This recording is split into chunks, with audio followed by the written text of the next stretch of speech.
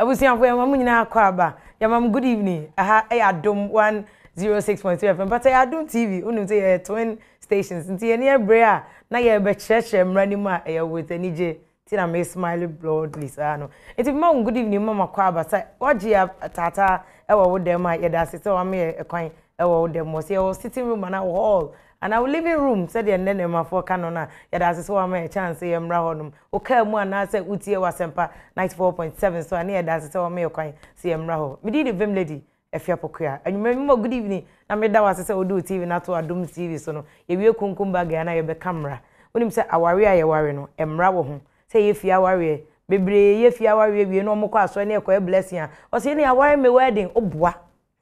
ukro no ko wai bi kan masa meni ne ji achinye wa wari ebie no ye wedding moko ye ni fie na mo begina wa say o na sofo abeshira so anye wedding ye steady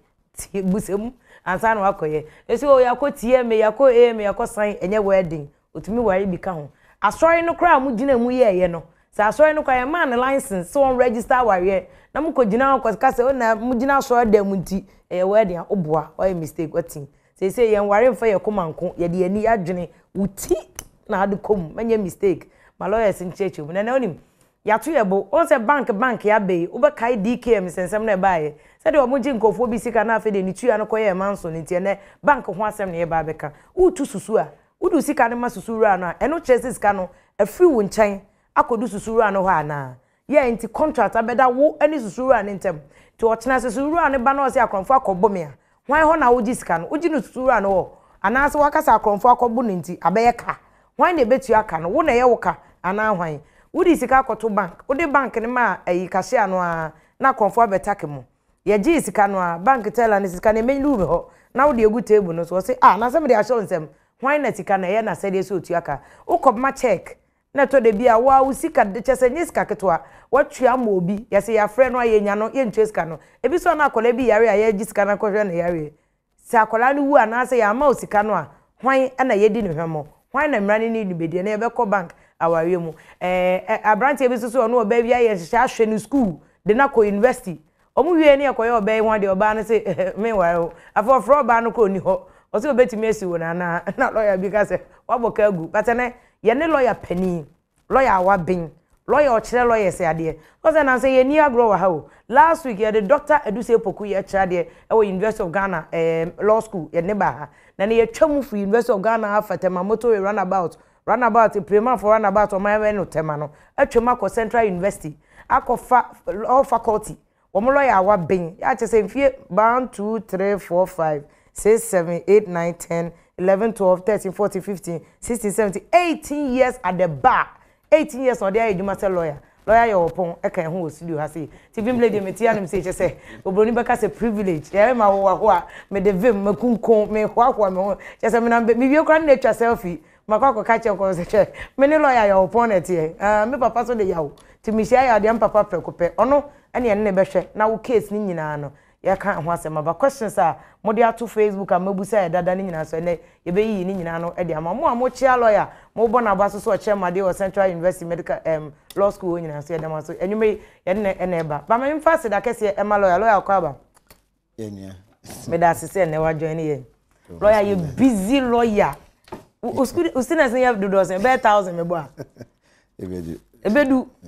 nto matwe lawyer betna ha o mark nyina nya asem kweto adwada kroko interviews but lawyer me da say so bekan ho but yemfa se da PSA ma ya boafo origin zero mo am pensa te se me no ya mo pese mo de mo sonso mo ye kremoni wo ye kristoni pure for no ana wo kra de for health reasons mo mpe whiskey num ne hwan num ne ade na wa pe origin zero aba ma na ade very healthy many rough we papa na just say wa so ku become wonya hode o madama enanwume ye hia mo top herbal clinic to the abama eni nro ye alternative treatment no ade eboa we oba na opa wo abomode afo ani che top herbal clinic me hwe wo ema me no amode musisi mu ye one of these days unim ye be shada ma lawyer bi abontre ne lawyer ponte oni adaje sa so ho on the lawyer of lawyers na ye nya lawyer for no mo fifi ni bia na mo siu wo mo ema no ko ware me ma no mo sha sexual weakness o mboa so identify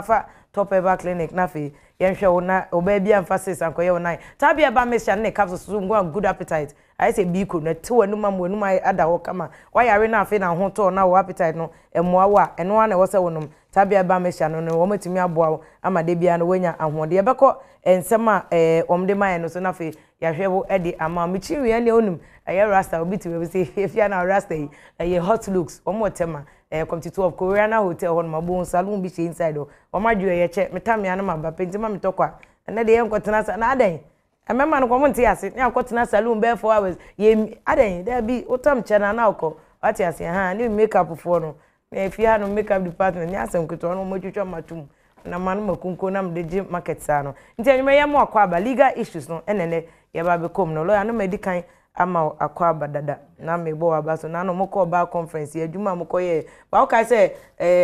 AG any chief justice na aka chem say ya munye pro bono kakra ya munye cases ni bi nche enye nche mpa emre bi kra egusu ka se bedu bebe no safi bia o license a etimi ma okwan ma we ye law for adwuma na lawyer for adwuma no ewu yenso ya fe no ye hyase o bosumi etoso dunu kopim bosumi etoso edubiem ti bosumi etoso dunu eno so ne yewremu yo yewremu se ebe kowie na we ye lawyer na unkosisa o license na untimi nya adwuma se lawyer na se kra ye twam kra ya san Supreme Court kra kan to ho se ukudi ubua obidi na semsa wabra sa okrata no unkosisa mo se court no ebua obi mo obua ofo emra ye nyintum emra mu ne ye nyintum sa asem no meti ye lawyer mpacho chechim chese me be fa lawyer asem me be fa o se lawyer ya opon ye me lawyer na se bia mo madwendwen school for more than 1000 o mark o mo yi one ko renew license na o de adwuma se lawyer no a ukodi case ma me se bia ware bi na be ma bi na me ne twen manso bi e ko je japade na court se ye nye japade na ma me a judgment na menya no me tumi fa ko ye ye court no anyintum ye nyintum kra se wonya de papa kra because wo lawyer na renew license nti na me de fam ho bɛn senka me ye de lawyer for mo ti bona fide third party because o se mfa ho so na mo ho then 90 so no ne oba ni se ne sabi so de lawyer no be kwakogina emra kwan no na se emra no na ende kwan ti a ono amfa so an control se ni onsisa ne nkrata mu ne di kan emra ne se lawyer na onsisa nkrata mu no ye lawyer dwuma bia sa abre na wafom man no mra etimi kra mpotwe waso ho na Supreme Court so akirikire mu se ne sa de dwuma bia odi krata dada na ewu ni ye no enu si yetwam emram ye nyintum and ye upeu Supreme Court na ahemra omo so ehemra ekopim se omo ntwe omo hu mfimra no ho no obi a waka bi ekyehire no nti ni egira ho no nti na chese wo a wo ye Ghana ni ukofa lawyer wo so obusa lawyer se lawyer yi ma me hwe license ya de adwuma na ma me hwe date ye wo so ni efi October ho ko no I see ukoye se obusa lawyer no se wakosisa ne krata nu me ama no foforo ana ya ne ma akopim bia bosome etoso du ba ko nu se efi ho ko no kakra ne de ukoko ifa judges ni bi ho kra ombebusa nti bibia odi be court no se lawyer na se ochro license no foforo na de ama o number no se ochro wase ena empo ba bia oye wadwuma ne frɛ ni chambers no afi bia nso se ukona okoje krata foforo ni certificate kire se chamber no nso edaso ye nyuma panti ye mpanimfo no ama ho akwanya se koso na ye dwuma fisa chambers ho nti eno so kire se ochro o paper na o de court no so nti lawyer ne ye ma na on fast ade ne nsha se a busa no wanfa ansha ho de se ohu se bia na fi onyan kosakirem nti se mo bi foforo ye ma na chese woni ma kenkan ya wo se bomodin apo obi obekan a check sa ne ma ni nyina ma wo etusin kakra no efise se bi oman no nya nipa bebre enu nti dodo na gina yen lawyer for no so se ebe di no kre ebi a afi mi license no minya enya kwan kosisem enti ko hu lawyer fofo na onye mawo ekire mi sisem a na waba me akra metimi abam ana wa ma lawyer ba ko na to aso na o kan de o kan ware asem kakra na me ma omogo bi mpacho ho case bi e frɛ no Ado versus Ado. Matisa case no. Anya de ena ho asem no. Mpacho de na reti case bi o. Mami mo kakra. Mami bi na oni ni kunti ho. Na be ma no enta ne na. So de no crumble. Mpacho we de o ka. Enye. Omo ena sa. Legal issue de ya say binim and de can straight. Say no de say. Foul language doesn't contaminate the court.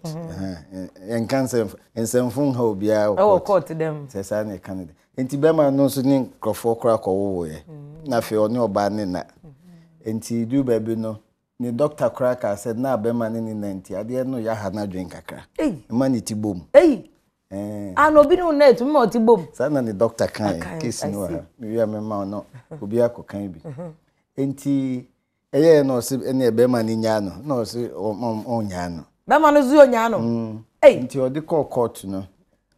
Se nkrofo share na odi court na judge ni ejetum that's 1965 case na okay. We 73. 73. Ado and Ado 1973 2 Ghana Law Report 103. Justice Sako there say Oma Sebi we be man. Be man how come and also me kind of brofo ni ncheche. A willful refusal to have intercourse at all will entitle the party suffering as a result of it to leave the other, and such conduct if injured the other's health, as in the instant case, will support a charge of cruelty, and also a charge that the behavior of the petitioner was such that the respondent wife, although she did not want a divorce, could not reasonably be expected to live with her husband. She said, "Nampa doctor no so aka say." Even though W admitted that lack of sexual intercourse with H had affected her health, she still refused H's request for her consent, and that the doctor had indicated that the lack of sexual intercourse was affecting her mentally. And so, enti oni oba ukun anasa oyire no na eno kra otimi gina so di jaya ware. But we cry in 1970. And teacher cry no can say be ma okofa oba oye so no na onya ne ho adwuma na so ne na oya mfum so okese pa se timi gina so cry go aware no na oba kro no e fa no ho na se be ma na fa no ho no akọware obi fufura obetimi ama no eno no fi se e kan nipa ya brabo ayebo ho ene ahodin enya wo ewiase mu ntu me mfa oba ntena Ghana ha enkotena brochire ana untumi ni oba ntena Ghana enkotena tamale nya na akra ha na bia wo tetama so adwuma bi kwa wo tenkran enso de bi odi adwuma lo onim se nkofo bi tie bi titwasa ko o wan paulo ya odi te oba efiada oba so jet lag we fi play mu no mabre noko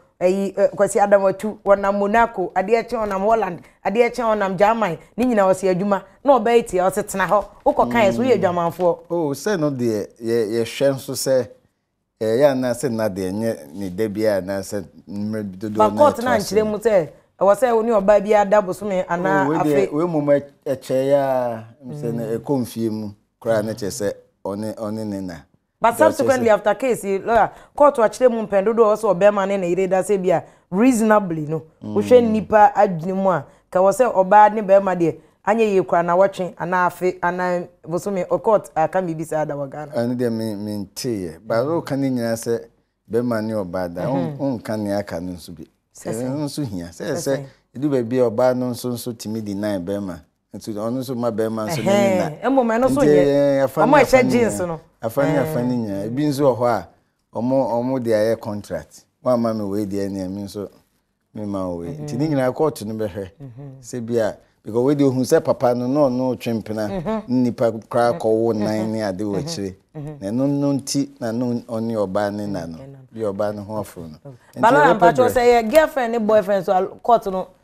and I only aware from them and the court nyintum sa set it true ne say waware now me fan say waware fi aware ni bi eno de so betimi de bi aka ho now ware asoro dem mu de na eno no ntimi mfa bi nka say waware me nsa fie de Christopher de na enuanu muslimin so de no Christopher muslimin de ne efie de ya mamre de no de otimi de bi ka ho na mom no ya sorry de Christopher de ne de odi bi kura ka ho a yese ofomoman no mra no kura obetimi yedi wasem na anko ya obetimi akodam o jail bado amebusa asem ya ye de be ma bi atom Ghana ada se waware mienu sa ayefo ma himpo kura no obetimi e akokot oba bi kura ho a be ma bono no ba ko bi e ba ko se yan yes ye de ne be kwa kotum oba no monitor from judge odi ne kotum a ma de nya bibia di enu po ye bra wabo na de ayon crash no enti sa ne ma no kra ma enkrofo mpo nko e na fiefo wa mo ye de obi ba kotum na obe da ko ukrom ho bi titiri mu fi krokro enti we de mogu e be peda fo fraba ye ba be kasa se no pa enti lo yan ko e case mienu so ndo so ko bank na 2016 no de ni sika koto bank be October busumi nambra court afe no ehase no okọ ne ne namfo no mienu a omunyina omo date ase afi omukọ court no mkọje bank okọje ni statement ya bank ne se sika no de beto ho no na ba bia bibia ni adanse wo statement so say o de sika na beto wo sika no so nye sika keto 7000 Ghana cedis ya titi sika no 70 million se wo bank no ne manager na kokasa chinchine ho sika na ira wo de ne ochina ene ono so o adanse e chese o diskana beto na de ye hard ne say receipt no ayira enso ono anso adanse fo mienu no ne omko bank no mo date ase obe da agi ni sika bank no sika na ayira yo that's en chia o mo hwe nyina ne ho ne say bank adwuma no ene no sronko abam kakra ise kra otimi tran ofie na imposi ka gu bank retimi de nyina gu phone so ma na wa otete wa de din kakra amanfo mobile money ne ekeka ho abai enunti esese mra na nkasa kuretimi sakira mu pa na me kan bi crisis ya Nigeria empo UK no kra no mu nya ohawo ho sisi ade ba ko maye de ma sa nkrofo edi boni wo sa ne frɛ ni ATM automated teller machine ho ni se omode mfidie sronku bia besisi ho no frɛ no CCTV camera ebi enti se ne o kan se okohoi se CCTV camera ni bi oho a ukogina ho na no eno ade ni twa ofi afidie no ena se abrochire nso anke bia mfa ni se nyuma ewo sa famu ho nyina no omo CCTV oho itinka wo ka kire police for crash omo enye bank ni CCTV ni a ebi ku bi omo won chen ene se dwuma bi omo won chen de ebetimi akoje eno no yetimi uzampa ukogina ho edi sika ahye bi a krata mu na envelope mu edi awura mu a eno no na chesa sudie na enke beda oso se obetimi akira mpa se ukọ ho na odi sika kohye mu no efiri uso na fe yakọ bank fo no ho nanso se ne o kan ye cancel amamrem so obi emfa ni nsa benkum kire ni papa fie eche se obi eni ho a oka asem metia no brofo mu se nobody is expected to incriminate himself na ono na fofo nso na ekọ ho enka krata abedia dance na o se krata nso edia dance ebro anosem die so nti se oka ode wa no kasem na okura krata na kire ade foforo efini ode wa no kan na krata de no na ya tajitum agisa ade foforo bia abe obia kansamfu afoforo a ebia no betimi abedi mu enye sa de ni edi kan ya hwa ne se krata da so we o krata ya ira omo so ode omo ko nya una ode omo ko ho enye se bia bank fo no ene de nkrofo be gina ho se bia omo moa o na ye enti asem ni kan no ebeye din ye enye sa de a enka bra ode osika akoma bank fo so ode wura omo mfidie nu na anasa okogina omo table no ho ne edihye mu hye machine mu sabre no de ode wade abeto omo ho ena omo age nti eno no dachi bi ubasa ohwehwe a omo ntimi nka nkyere o sayera eze se omo san de ade kro na ode beto ho na ama na se krata ade unsa hyase ne ka se omo ma unsi hu a eno se omo ma unsi hu na enya ne ense se ma unsi hu so de usika na eda ho na botin no ne ye di ama eze se omo nso tiso so ma ya hwefo nso ama wo a eno nso omo betew busumi bia na safi bia na se ne amobagi atum na eno nso no aye adwuma na omo ye ma wo no faso a omo nso enya no ansa na yedi usika ma nti yehwe na semu idi a meji di se na ohwe nso a emi bi also makohu manager makohu we there be eso the pen etokrata so na ochro da brina asem ni si ye na me hu se pen bi wo ho a ya na asem bi si a na enipa trimu pa odi yi ano ya na su no sronko chen se enframa be fa so kakra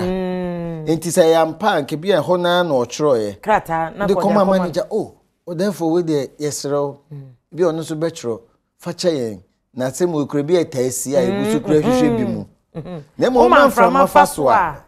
we dey no kra ko benkro o man frama faso a afi na nipa na nya enti bi se bi wo ho bi behumi a we dey say e ochiame a opatanto kwa o bedwam no e kom de no so we dey meka e bi wo kra oba enti afuto ai na bi wo lawyers e dey man no enso bi wo ho oba mitimi cho se asem yesi me tuufo me trolete na ma ba me fa me nsa nhyase wo de wo afa koma nipa kro nti ono so mfa koma ne lawyer na obohu se ya mpa obohu so wagye atum tem no de ko achire no afi ubeba bedu court no odane na no enye so ho no committee no so no akan no kre ankasa sabre no anase bia se entronso no odi asabre no behu if you say chiri no lawyer and so far we should be say we the odi intro na bi kra masem there's another case obi so discuss call bank na oduru bank no o discuss na matela no say me be deposit ka o discuss beto na account mu o de matela na konfo rashe omo akonfo rashe omo na asem ba ya ade eche no na say scan de enye meka me discuss me dani scan share wonsem asa na konfo ne ba bank no so say da bi empendodo a yen throw receipt na receipt no yenyi ntum se an ya scan ba be di e honde e wo ka nti akrofo no e wo sika no mawia enye yen ye ka na sem no afanu na edikan no bank ba bia se bi ye gisika sika nso ba bia wo bia ne ho ya homete frefre abonefo ne akrofo nti wo ye banka wo waso die se ubehwe se duduo bia obetimi aye ne de obebo omo a omo de omo sika eba ene omo befa bia ko ene wan kasa kura ne omo a oni omo ye adwuma ho ban obi nso beka se bank nso ye enye ba bia ye se police ne gina ho no hwe se akwa onyaboni obedi anase we ye bie dan nso ato ese obi ewuram enu ene ese obrunsampo onim ni patrimu ko onim ni patrimu asem the devil does not know the intent of man enti no ye hwede a wawura dan mu ho o diskana hye tela nensa wagye sika no ato ho de a enkema fi se saa bre ne de ne nka sika na fi oni o di sika na ba no ho akọ bank ni nsem I see enti ye behwe nso se bank no enidahu bi na omo yeye anase omanfo mani anto niema bi so yie most negligence enunti na me ba sa na efise ye hwa anka ye hwese bank ebeye be fi na ni ahwe ba bi amobi abedi the customers money efise no ho na omo so didi eninti ade edi kan pa ma bank for nso omo bebo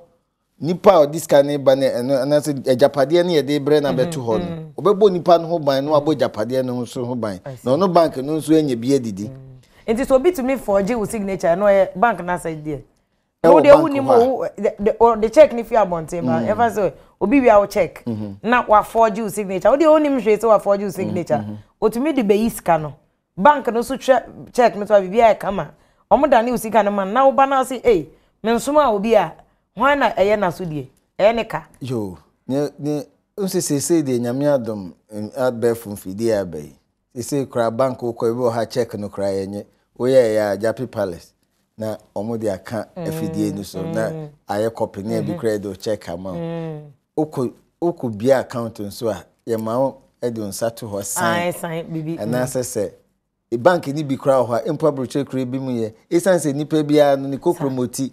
eso no ntafo kra de eso no owo ba oba kokromoti chen different the whole world obi nipa me bi no omko kromoti the same and access and I had the cro say no mum na say kan nti bi mu kura sa ma o de onsa to ho nti titru discover ba na titru discover mu odu sa na omo behwe ana so obi beyi a nye bi mu nso ye ne se teku kura na ye befre nipa ne se ona wasoma se yemfa sika se emra na ebi mu sa afre no lo ewo mrem eno so ye ade ba ko ewo ho ahweyi a ene ma na boa ma bank ni nya hweyi ene wo ankasa nanso se ofre no anya no na sika wo mu a uni tumi se ensese oyi sika no ma no agise bi a wo hu se ubepese ubeboka se won fa ma no echen se wo de be ma no nti ubehwa fa ne afa no efi se bi a wo hwe nipa na ya en ma ni ska teacher for aketu be nya heaven ho bi akodi anyame hu ye mobo ya kwa aketu bi ni etua wo enti afi ubehu se nansen ya upon the check be mu bi ska ni betu mu aja 3000 no abeyi ko ska yasa enso na nka first no ebi ambeyi no sope me year na 500 eno no hese utimi nya customers no ti na o check customers ne ma obia na hu se the customer no contain yi sika bebre say nti nipa bi start so yi sika kese pe na nya ono ankasa so oni ba ho so na ofre na mpo hwe se se mentu 3000 mentu ya bi am aboka na 3000 na se e be ka se man compensation na se me man impact sika another ye mame se me boka 6000 e chen se me koso ya be yi 3000 enti me mfre upon but no de ni emra bia mu ense dan nim efi say bank de obi bo modern the check ebrewa na o hwe na sikanso wo mu a uni tumi sense se otua na mo me forgery no na se bank ni tua de a bank na se de so o check say signature ni nya forgery na wo a usika da no wa se de se o check say o signature no enye mre so obi be forgery anya di kan no checkbook the checkbook mawa abeye we japade nti na autofi bank ne ho no o ya okoje e mautueska nti abeye we japade nti nie di kan se wo na obo we japade ne ho ban se ne be na obi fufuro enya enso emu bo ho a bo se bi kra no wasensan in the no is it the foil in chain ho no enso nke be ya ke ho no ense se o sign o signature ankasa o tie sign o check nu wo ho so bruni free be initial ente ho no ebi so yes ade say na obi afa onim say signature ni enti be ya opekra na say cross bi na ode bi besan ho wa ho an te say nya pesa o kira ni say da say mi yisika say eko bank na mi yisika mi check say ma obi pe kwan foforo bi na fa sign kitua bi to nchen ai no kra no obi anso ntimi nkopi ne saa so na bibi nso ho a open so a wo book foforo nchen no so watchura gum say that say enti say obi kra beti ha de no ana ore mfimpo say obeye saa drawing no sign no nchen ho a wasan atchura to baby a de bia no ukọ ho a obekai say o say mpa ha mi refi ya aha ho ma enti ti say ne di kan no bo o checkbook ho ban na me na basa ne to so mienu o signature no so no obi o de sign ma me na fakoyi ana say ya into time obi so bi mu microphone cra sign mo signature ma o mo ms wanya we nyira amo ho ban a se wo yi sa asudie na ko bank so no edin chense bank no mo mbe yi egu so I see. Enti if you hoko no ewom se bank ne de ono so akoso obo amo abo ho ban so ese omo afidie wo ho enti okwa ebetimi na signature obie no ho a ena mpendodo no o tie sign kra document ba ko a ya ne ntan ense so nti obi ho obo se odi bibi fufuro bi bia cross ketua bi no akawana dot bi baby a dot ni si no ono pena obetimi debi obetimi aka say hope na esesi eno pena ade na say signature no baby efi koka no Because all sign predu one hwa do ni nyina ebie ne ho ebekọ be free aha na asan akosi ha nanso afidie no ho a eche nti ye ni kan mo ye japade ye titru checkbook because checkbook na ekura no ye sika usika nyina egu ho no ehon krata na ekura no ba me ba na ato aso emre bi obi di ni sika eko ne dollar account o ye na dwen senka okọ pension obedidi ho ohun ye na obi eyi sika ni nyina manasa o the bank no court bank kese pa o Ghana omo twema so na kotu court of appeal but e che no odi bem e wo case ma court no ka se empedodo o this kana begu bank no wa enye wono no be yi ye de na so de the bank no so we say onipa bi a o be yi check no e wo no amu sanso ono ade o so wa amfa check bi amayi bank no so se papa no na be yi ba ye ntwa ho bara na fe lawyer bi kran so e bi ko I think no chugan ah we dey crowd o ye yi no age mogapoa big penipa one of the big banks ma o we need case I mean ka o say me wo case na e na wutie wo hwe so like wutie was 94.7 na wo hwe so e wo Adom TV so ye ne lawyer ya opon o 18 years and now dey aye adwuma se lawyer ne ase so o trainee a lawyer for me ne wo nyina akobo wege ene gan wa kese mu mbe lawyer for ye ne betan to a ensem we so na ya hwe abrantie bi o so wa wire girl bi ono kwa don wire no ono na twempene mu odin 7 years ni Ashana ko university ato wig akese na ma ya wig lipstick makeup na waso abu atopa bi ge yi so ware wa menti ase bra yi so nti ase ni siko de amani nyina ja ma ware a metu wig o tunu wig na wa ye de aka nyina na atopa na wabu na ya de be ja atopa na osika ani calculate atopa na on ya jisika no wo bra ye ba lawyer of lawyers obechi ma che wati ye ba sisi am o case na ni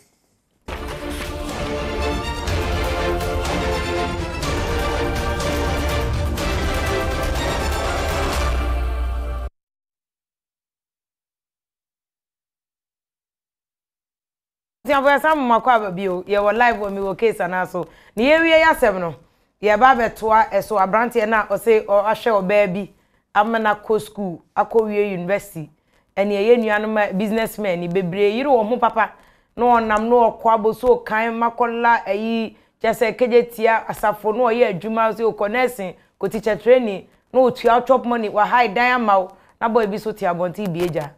brai so ahwe ge 7 years ge ya ko university Oye university na yanko papa na yanko jeles ni me ye ho ade a gede nene china fekra gege ne tu your friend kwa yenya no 7 years of atopa 7 years of chop money any school fees nti enyeka oso am de ge no ware ni biem on mine on fanisi kama no lawyer obetumi atu ne wege ne niema wa obetumi agene sika no breach of promise ana ye den a president no ne friend breach of promise to marry no say wajiatum se obeware me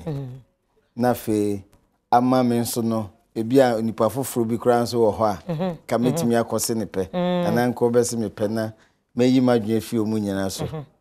na medi mani ato so ne bia se eyoba no se aye ne sa me kan wanya bibi kakra na ono nso di bia kototo ne ma boa se de se sa na moye no me ma so die ne amoje kakra na mo so mu di atomo ho ndi obi kra timi de ne ntoma dada ne ade no akyekyere ho fefefe ye de akoma na enwumre na agya wasan de aba no wabesi ya ye no ho ade awie no enti wakosa o how ni nyina mu sika kakra obi nya de atototo ne ma de aboa wayi na nne fi be ma foforo so afie na bi kra o ho a wabehu abusuafo ama enti ontimi mfa be ma foforo kra mafie na ebewie akire na wabokokoko wie na fe yenko ware a oso me de sene ne economy na mekan so mesabwa abrofo fa ne se eno no ye ne friend contract no se waka se ma kire me ma me de me ho ato so ama enu nti me di ya obi ana se ne me bi ese nke ba me ho no ama me ho emfaso bi ese minya no menya no ho na fe wa ma asa eni nyina abo me na onso a me share me ho den ma ono ana se ma nti sa nyima we nyina no ma toso ankoje no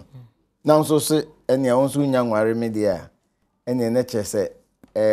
ese ye boka na me nya mpatasi ka bi na mmom ya na enyi ni skede me say obi atimi besiwe ya na skafo me na tasi o oh but we nti we say abranti no on to me okokota on case we ya na make say ya na ma mom na nsembitati so mo tide kokot this skafo kokot na we say bema dey say you know ene mom na me tunifo ankomeka say oma na muadi no omuni nko nyaka bia omo ho ban oh ne ho akodim wa show obey me na bi obey wan ohun no na sokọ no ma bi ne ho fia bi wo se ma ne bi won ma hya se bo no na ne ho hyada nya se metu obi ho obi won ma ne ho hyada enya akono sa onwe ne se kra obi okra sat na ba dentist kra me abesi ne se no so say one ne namfofo nso pia abayo so no so di ne nchen sa ahom tone eni je na unya no sikantimi nto sikantimi ntuaka ena oye bema sebi ensese ubu ho animtia ana bomufia sebi nye nipa ne hwe nipa ye de ebo anyame keke nti so ahwe no na yemfa ensese sebi wabu kwase ampa mane nko nyehwe sa nyehwe no ushia no obi so ahwe no kakra o ena onso aba beto aso nipa kron so kaso obegini sika no so efiri ho nti mayemfa ne se me ho akodim enti ene meji eyo asem ena ebi kran so a obi beka se business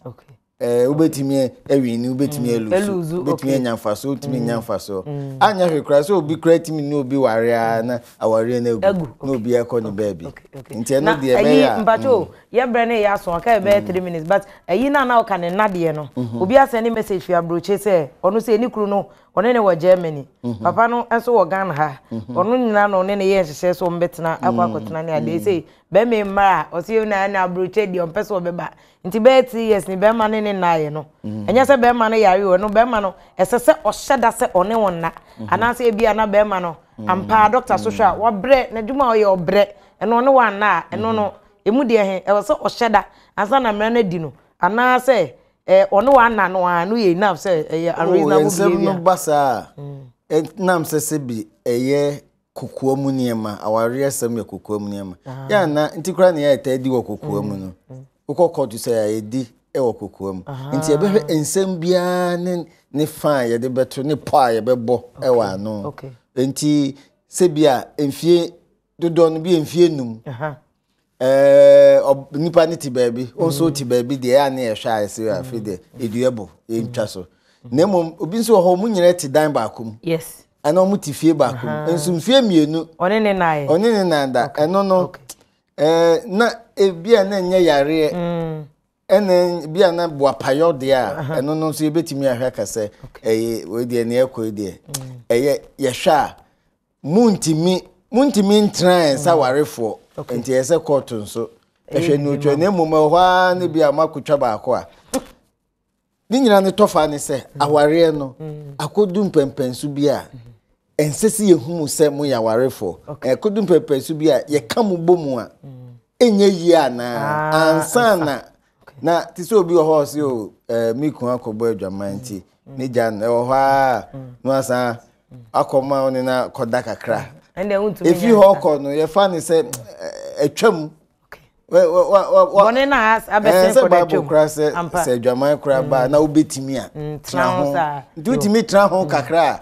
na bia kire u petrol money bi o ma na peske bi akotoka so kra na no ukogbo adwaman timi ko jao la emfesi abeto e be shada abeto awaye ni de no say enkofo messages o mo send the bebre team isem a mo send messages or live stream and so Facebook no ya be ma lawyer san ni akobia die mu mako awaye no ya da masepa mo show New Jersey Germany La Paz for no ni ade nyanya kopon sham se mo hwe ede ama